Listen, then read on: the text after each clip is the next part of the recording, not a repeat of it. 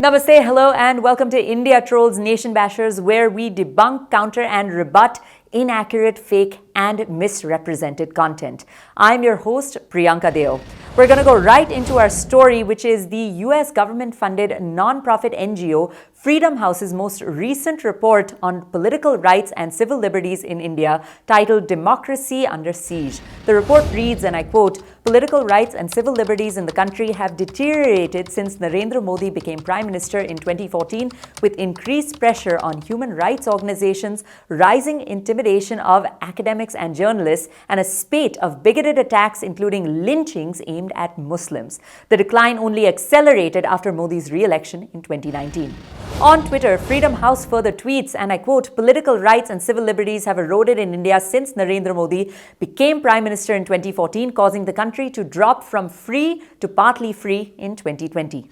I got curious about which rights and liberties have been eroded and how they have deteriorated democracy in India. And what I found was that Freedom House is actually not as objective or well-researched as it's portraying itself to be. Here's why. First of all, Freedom House uses an incorrect map of India. If you're doing an objective and well-researched report titled Democracy Under Siege, which is all about political rights and civil liberties in India, at least research enough to include a correct map of the country. The map of India used on the Freedom House website does not include the Union territories of Jammu and Kashmir and Ladakh. This shows just how in-depth and fact-based Freedom House research is. Secondly, Freedom House's report claims that India's status in terms of internet freedom around the globe is only partly free. The reason Freedom House gives is that Modi's Hindu nationalist government and its allies presided over rising violence and discriminatory policies affecting the Muslim population. The problem here is that the report fails to explain or elaborate on these discriminatory policies. Let's take a look at example number 1, which is the CAA. Freedom House states, and I quote, "Political rights and civil liberties in the country have deteriorated with a spate of bigoted attacks, including lynchings aimed at Muslims." Here the report is referring to the CAA and the Delhi riots that took place, but this is a statement that Freedom House makes without context and is inaccurate. Freedom House fails to clarify or even mention anywhere that the CAA only applies to religiously persecuted minorities, not in India, but in India's neighboring countries, Bangladesh, Afghanistan, and Pakistan. This can be found in the bare text of the Citizenship Amendment Act. In these countries, religiously persecuted minorities were treated badly because of forceful conversion of religion, violence, and rape. Today, because of the CAA, refugees from these countries are brought back to India, where they can finally lead a life of dignity and with rights. Even the government of India has stepped in here and made a statement countering the Freedom House report. The government of India rightfully states that proportionate and appropriate action was taken during the Northeast Delhi riots, and that the government of India treats all its citizens with equality as enshrined under the constitution of the country, and all laws are applied without discrimination.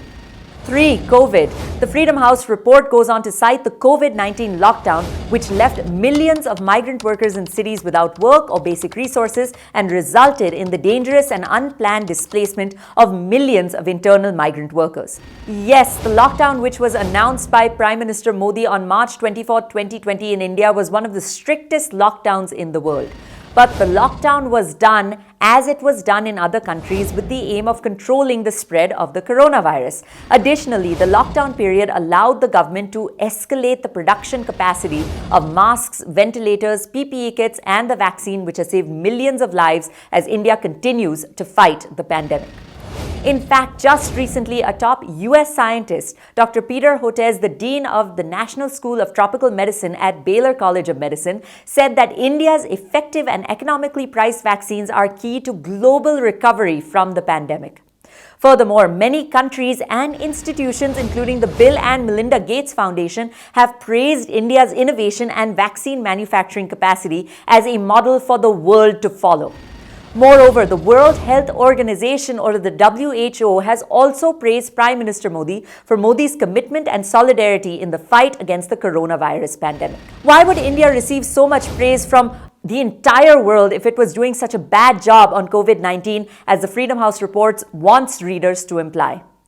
As for the displacement of migrant workers during the lockdown, Freedom House fails to include in its report that during the lockdown in India, the government had launched over 300 special trains for migrant workers so that they could get back home. Not to mention, India's COVID death count is significantly lower than the global rate and lower than even some of the most developed countries with better infrastructure and healthcare, including the United States of America. 4. Interfaith marriages.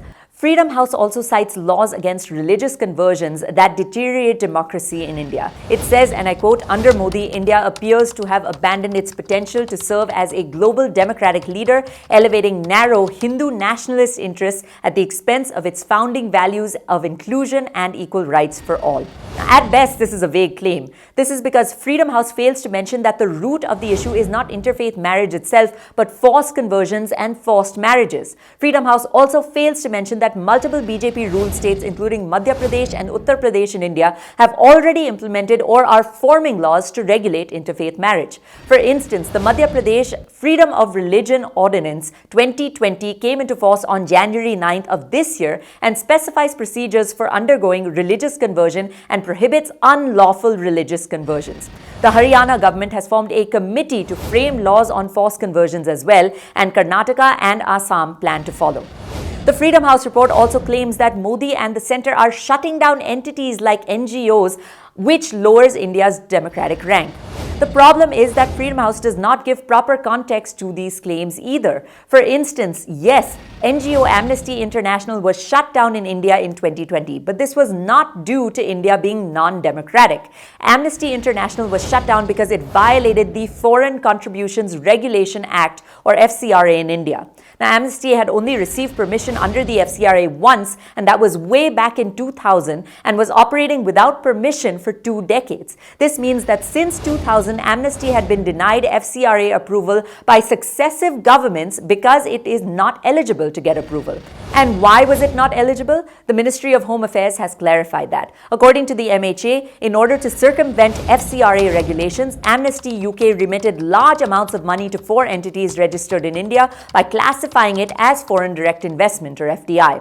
A significant amount of foreign money was also remitted to Amnesty India without MHA's approval under FCRA. This malified rerouting of money was in contravention of extant legal provisions.